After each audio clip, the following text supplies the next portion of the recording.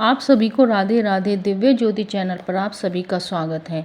Part 1 में आप सबने सुना पंजाब में रहने वाले गुरमीत, जो कि पेशे से एक ट्रक ड्राइवर हैं। धान मंडी से दिल्ली तक चावल पहुंचाते हैं। भूख लगने के कारण वो एक ढाबे पे रुके। वहाँ ढाबे पर खाना खाने जा रहे थे तो पीछे से उन्हें किसी ने आवाज़ लगाई कि रुकिए भाई साहब, आप कहाँ जा रहे हैं। तो उन्होंने पीछे मुड़कर देखा और कहा कि ढाबे पे मैं खाना खाने जा रहा हूँ।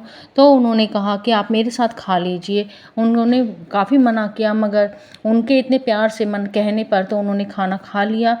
और खाना खा के वो दूसरे जो जिन्होंने खाना खिलाया था वो अपना ट्रक स्टार्ट करके चले गए।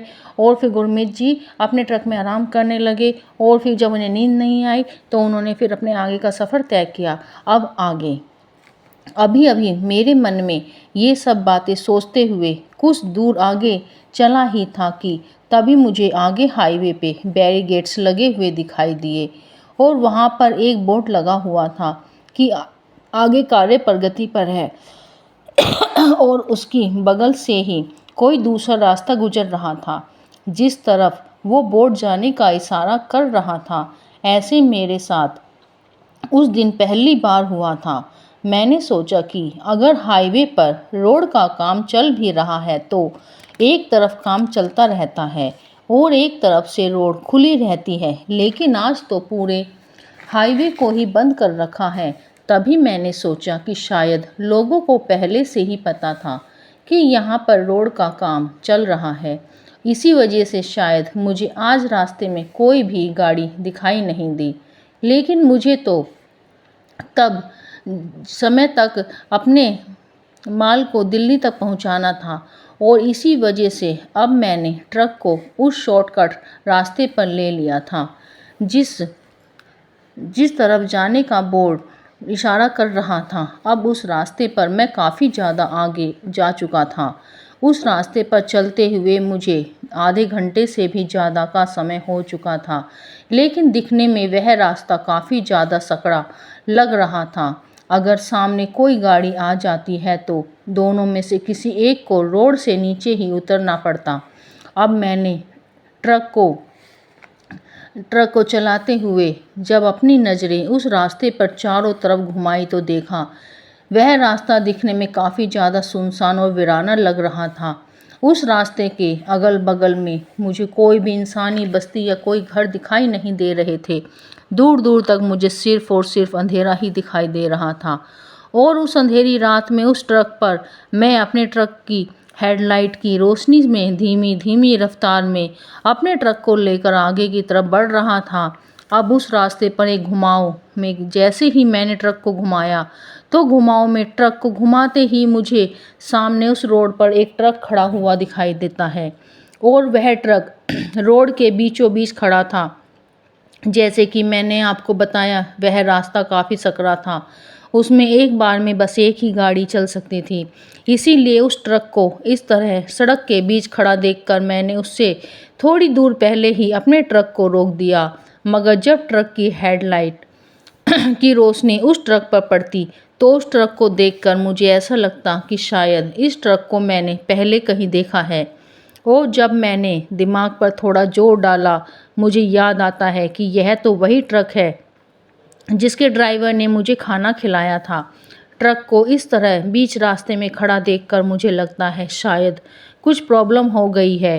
तभी मेरे मन में सोचता हूँ उस ट्रक ड्राइवर ने तो मुझे खाना खिलाया था, मुझे कुछ उतर कर देखना चाहिए। थोड़ी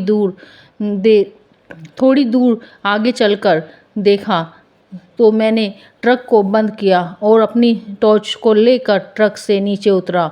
मेरे द्वारा ट्रक को बंद करते ही वहाँ पर चारों तरफ घनघोर अंधेरा छा गया और उस रास्ते में दोनों तरफ काफ़ी लंबे और घने पेड़ थे।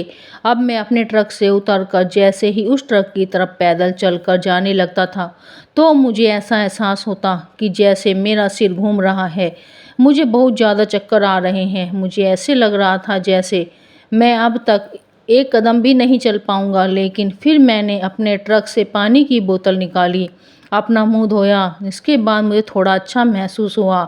फिर मैं अपनी टॉर्च को लेकर उस ट्रक के कैबिन की तरफ बढ़ता हूँ। मुझे अजीब बात ये लग रही थी कि अगर ये ट्रक खराब हो गया तो फिर इसका ड्राइवर कहाँ है, क्योंकि ट्रक के आजू बाजू में मुझे ट्रक ड्राइवर दिखाई नहीं दे रहा था। उसके बाद मैं जैसे ही उस ट्रक के कैबिन के पास जाता हूँ तो उसके कैबिन में ड्राइविंग सीट पर ही मुझे उसका ड्राइवर बैठा हुआ दिखाई देता है। तभी मैं उससे कहता हूँ, अरे भाई साहब, क्या हुआ? आपने इस ट्रक को बीच रास्ते में क्यों रोक रखा है? लेकिन मेरा इतने कहने पर भी उस ट्रक ड्राइवर ने मुझको कोई जवाब नहीं दिया और ना ही मेरी तरफ देखा। तभी मुझे लगा कि शायद मेरी आवाज़ इसे सुनाई नहीं दी है और मैं फिर से दोबारा थोड़ा जोर लगाकर उससे यही बात पूछता हूँ। इस बार वो मेरी तरफ देखता है, लेकिन जब वो मेरी तरफ देखता है तो मुझे कुछ समझ सा नहीं आता। उसकी तरफ देखकर एक पल के लिए सोचता हूँ, कहीं ये ट्रक ड्राइवर दिमाग से थोड़ा पागल तो नहीं है, क्योंकि वो मेरी तरफ देखकर थोड़ा अजीब सा मुस्कुरा रहा था। उससे कहता हूँ, भाई साहब, क्या हुआ? इस तरह से मुस्कुरा क्यों रहे हो? इतना कहते ही वह ड्राइवर अपने ट्रक के कैबिन से नीचे कूद जाता है और मेरे करीब आकर मुझसे कहता है, आज मुझे अपने नसीब पर बहुत ज़्यादा हंसी आ रही है। तो मैं उससे पूछता हूँ, क्यों? ऐसा क्या हुआ जो तुम्हें अपने नसीब पर हंसी आ रही है?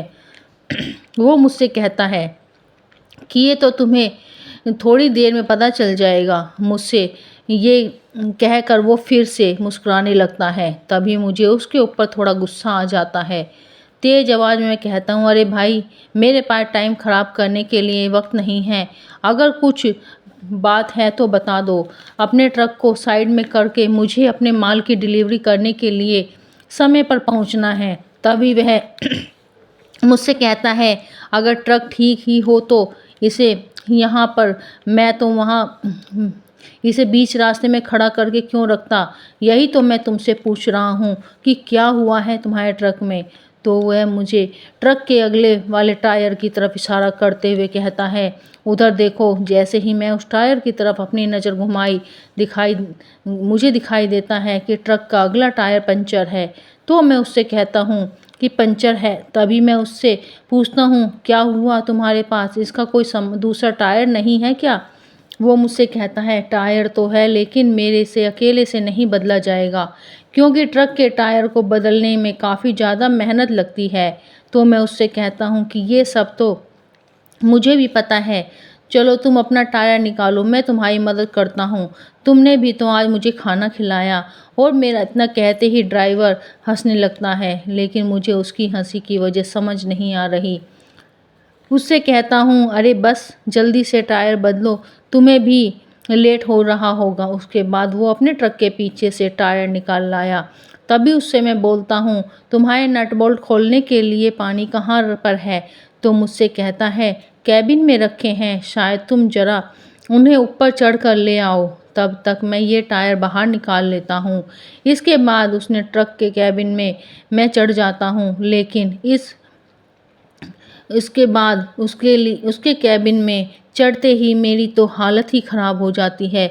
मुझे समझ नहीं आ रहा था ये क्या हो रहा है और मैं क्या देख रहा हूँ, ये कैसे हो सकता है। उस कैबिन के अंदर मेरी आंखों के सामने जो नज़ारा था उसे देखकर मेरे पूरे शरीर में अचानक से पसीना निकलने लगा और मेरे हाथ पैर थर थर काँपने लगे। मेरे मुंह से किसी पुतले की तरह आवाज़ निकलने लगी थी।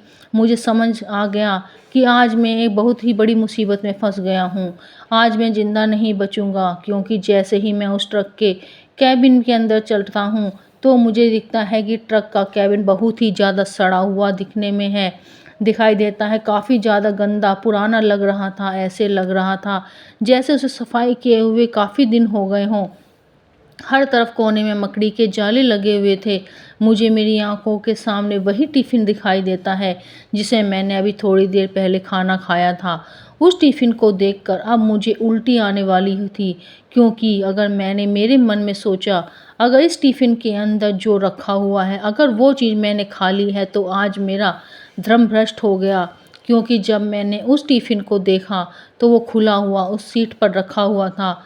उस टिफ़िन में मरे हुए कबूतर, आधे कच्चे चबाए हुए खरगोश और एक कलेजी रखी हुई थी उस कलेजी को देखकर ऐसा लग रहा था जैसे किसी इंसान की कलेजी हो। उसके कैबिन में हर तरफ खून के छींटे बिखरे हुए थे। सीट के नीचे पूरे कैबिन में खून ही खून हो रहा था। जब मैंने मेरी नज़रें कैबिन की ड्राइविंग सीट के पीछे वाली सीट पर घुमाई, जहां पर सभी ड्राइवर लोग आराम करते हैं, वहां पर मुझे दिखाई देता है उस सीट पर इंसानी कंकालों का ढेर लगा हुआ था। उनमें से कई कंकाल तो ताज़ा ही लग रहे थे, क्योंकि उनकी हड्डियों पर अभी भी मांस लगा हुआ था, जिसको देखकर ऐसा लग रहा था जैसे इन्हें किसी ने कच्चा ही चबाया है। उसके बाद मैं समझ चुका था कि आज मैं एक बहुत ही बड़ी मुसीबत में फंस चुका हूँ। अब मुझे किसी भी तरह यहाँ से अपनी जान बचाकर भागना होगा। अभी मेरे मन में ये सब सोच ही चल रहा था, तभी पता नहीं अचानक कैसे, लेकिन मुझे वहाँ पर बहुत तेज उल्टी हो जाती है और उस कैबिन के अंदर ही उल्टी कर देता हूँ। जब मैं उल्टी करता हूँ तो देखता हूँ कि मेरे मुंह से अंदर से कच्चे मरे हुए कबूतर खरगोश का मांस निकल रहा है, बाहर गिर रहा है, और अब मेरा पूरा मुंह खून से लाल हो चुका था। जितना भी मैंने उस ट्रक ड्राइवर के साथ खाया था, सब कुछ बाहर निकल जाता है उल्टी के साथ। उसके बाद मुझे ये समझ आ चुका है कि कोई ट्रक ड्राइवर नहीं, बल्कि कोई भूत प्रेत या छलावा, जिसने आज मुझे खाना खिलाया या अपने छल में फंसा लिया है, और आज ये मुझे भी जिंदा नहीं छोड़ेगा। मुझे उस केबिन में पीछे की तरफ पड़े हुए इंसानी कंकालों को देखकर अंदाजा हो गया कि ये लोग भी शायद मेरी तरह ही इसके चंगुल में फंस गए होंगे। उसके बाद इसने उन लोगों को मार डाला होगा। तभी मैं उसे अपने आप को बचाने के लिए फटाफट उसके कैबिन से नीचे उतरता हूँ, और जब मैंने अपने चारों तरफ नजरें दौड़ाई तो वह आदमी मुझे कहीं नजर नहीं आया। अभी मैं जल्दी जल्दी अपने कदमों को अपने ट्रक की तरफ बढ़ा ही रहा था कि अचानक किसी ने पैर को नीचे से पकड़ लिया, और जैसे ही उसने मेरे पैर को पकड़ा, मैंने अब मेरी नज़रें नीचे अपने पैरों की तरफ डाली और मुझे दिखाई देता है कि वो आदमी अब ट्रक के नीचे लेटा हुआ है, लेकिन अब उसका चेहरा बुरी तरह से बदल चुका है। वह अब दिखने में काफ़ी ज़्यादा डरावना लग रहा है। अभी मैं उसकी तरफ देख ही रहा था कि तभी उसने अचानक से मेरे पैर को ज़ोर से खींचा और धड़ाम से वहीं पर गिर पड़ा। मेरे नीचे गिरते ही वह छलावा अचानक से ट्रक के नीचे से बाहर निकलता है और मेरे सीने पर बैठ जाता है। मेरे ऊपर बैठकर वह ज़ोर ज़ोर से हंसने लगता है। मुझसे कहता है कि क्या हुआ ड्राइवर साहब, कैसा लगा खाना? अभी मैं उससे कुछ कहना चाहता था, लेकिन मेरे हलक से आवाज़ नहीं निकल रही थी, और तभी उसने अचानक अपने दोनों हाथों से मेरे गले को पकड़ लिया और उसे ज़ोर ज़ोर से दबाने लगा। तभी मेरी सांसें अचानक से उखड़ने लगती हैं और मैं अपने शरीर का पूरा जोर लगाकर अपने दोनों हाथों से उससे अपने गले को छुड़ाने की कोशिश कर रहा था। तभी वह अजीब सी आवाज़ से गुर्राते हुए मुझसे कहता है, तुम्हें क्या लगा था तुम मेरे चंगुल से बच जाओगे? अगर मैं चाहता तो तुम्हें वहीं पर ट्रक में खाना खिलाते हुए मार सकता था, लेकिन मुझे अपनी शैतानी शक्ति को और ज़्यादा बढ़ाना था, और मैं जितने मासूम लोगों को यह मरे हुए जानवर खिलाऊंगा, मेरी शैतानी शक्तियाँ उतनी ही ज़्यादा बढ़ती जाएंगी। इसीलिए मैंने उस वक्त तुम्हें कुछ नहीं कहा, लेकिन अब मैं तुम्हें बिल्कुल भी जिंदा नहीं छोड़ूंगा। तुम्हें मारकर तुम्हारे शरीर के पूरे मांस और खून को पीकर और भी ज़्यादा ताकतवर हो जाऊंगा। उसकी बातें सुनकर तो मुझे ऐसा लग रहा था जैसे डर के मारे मुझे यहीं पर हार्ट अटैक आ जाएगा, और इसके मारने से पहले वैसे ही यहाँ पर मैं मर जाऊंगा। अब वह बहुत ज़ोर से मेरे गले को दबा रहा था। मुझे ऐसा लग रहा था कि अब कुछ ही देर में मेरी यहीं पर मौत हो जाएगी। तभी अचानक किसी ने पीछे से उस राक्षस के ऊपर जोर से मारा, और जैसे ही किसी ने उसके सिर पर मारा तो उसने अपने दोनों हाथों से मेरे गले को छोड़ दिया और अपने सर को जोर से पकड़ लिया। तभी मेरी नज़र जिसने इसके सर पर वार किया था उसके ऊपर जाती है। दिखने में एक बूढ़ा आदमी था। तभी मैं समझ गया कि शायद ये बूढ़ा आदमी मुझे इस राक्षस के चंगुल से बचाने के लिए आया है, और मैंने उस वक्त थोड़ी हिम्मत करके उस राक्षस को मेरे ऊपर से धक्का मारकर हटाया। वहाँ से तुरंत उठकर खड़ा हो गया। तभी वह बूढ़ा आदमी मुझसे कहता है, तुम फटाफट अपने ट्रक में जाकर बैठो और उसे स्टार्ट करके वापस घुमाओ, तब तक मैं आता हूँ। उस वक्त मैं उस बूढ़े आदमी से काफ़ी कुछ पूछना चाहता था, वह कौन है उसके अंदर इतनी शक्ति ताकत कहाँ से आई कि उसने उस राक्षस का मुकाबला कर लिया और आखिर मेरी मदद क्यों कर रहा है। लेकिन उस वक्त सबसे ज़्यादा ज़रूरी अपनी जान बचाना था, इसीलिए उस बूढ़े आदमी के कहते ही मैं दौड़कर अपने ट्रक में जा बैठता हूँ और अपने ट्रक को स्टार्ट करके उसे वहाँ से वापस घुमाने लगता हूँ। तभी उस बूढ़े आदमी ने उस राक्षस के चारों तरफ एक काली राख का घेरा बना दिया। उसके बाद वह बूढ़ा आदमी भी दौड़कर मेरे कैबिन में आकर बैठ जाता है और मुझसे कहता है कि जल्दी यहाँ से इस ट्रक को भगाओ, जितना जल्दी हो सकता है उतना जल्दी यहाँ से निकलो।